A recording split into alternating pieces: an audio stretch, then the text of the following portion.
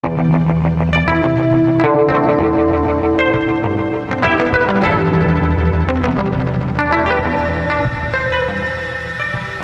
tahun 1971, Yankee Go Home atau pasukan Amerika angkat kaki menjadi fenomena epik, di mana pemandangan yang terakhir adalah sebuah helikopter terbang membawa dubes Amerika meninggalkan Saigon.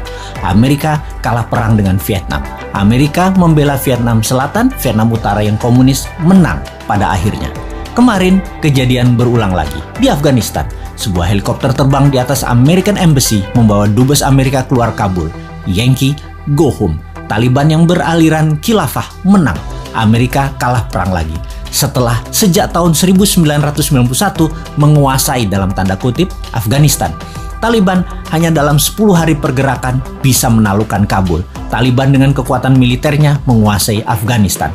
Terbayang masa kegelapan manusia dihadapi penduduk Afghanistan. Pemahaman garis ortodok agama dibawa ke pemerintahan bernegara Afghanistan baru di bawah Taliban. Siapa yang memberi go ahead terhadap Taliban?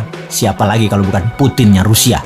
Sejak Maret 2021 ini, Rusia dukung penuh Taliban. Dendam tahun 1991 ketika Uni Soviet ditendang sekutu Amerika menjadikan Rusia terus menarget Afghanistan.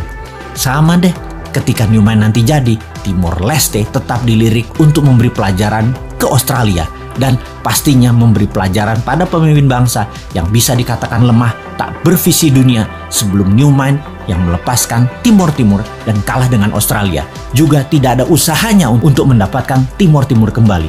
Cara Newman nanti jauh lebih elegan dalam mengambil Timor Timur.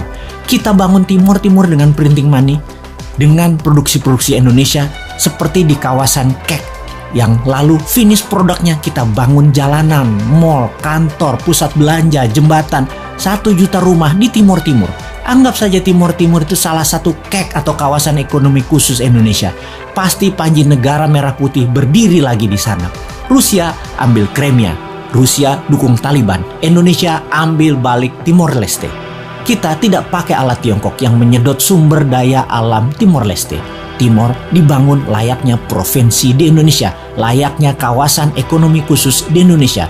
Nanti ada referendum di sana, mau integrasi kembali dengan Indonesia atau menjadi wilayah khusus seperti Guam di bawah Amerika, atau seperti Puerto Rico di bawah Amerika, atau seperti City of London di bawah Union Jack, seperti City of Vatican di bawah Italia. Apapun itu, bendera merah putih dan rupiah serta emas, transaksinya berlaku di sana.